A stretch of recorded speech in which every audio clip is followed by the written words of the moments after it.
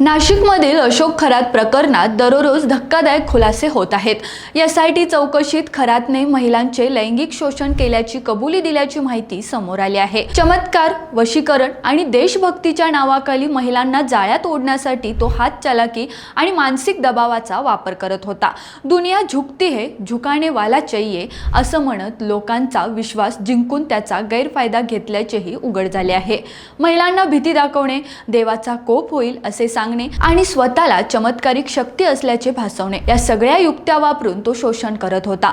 दरम्यान एसआयटी आता खरातच्या कुटुंबियांचीही चौकशी करत आहे। त्याची मुलगी तृप्तीबाला हिच्या नावावर कोट्यावधींची मालमत्ता खरेदी केल्याचे समोर आले आहे।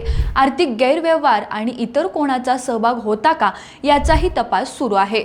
उद्या पुन्हा खरातला कोर्टात हजर करण्यात येणार असून या प्रकरणाचा तपास अधिक वेगाने सुरू आहे। रोकठोक महाराष्ट्राला सबस्क्राइब करा आणि बेल आयकॉनवर क्लिक करायला विसरू नका।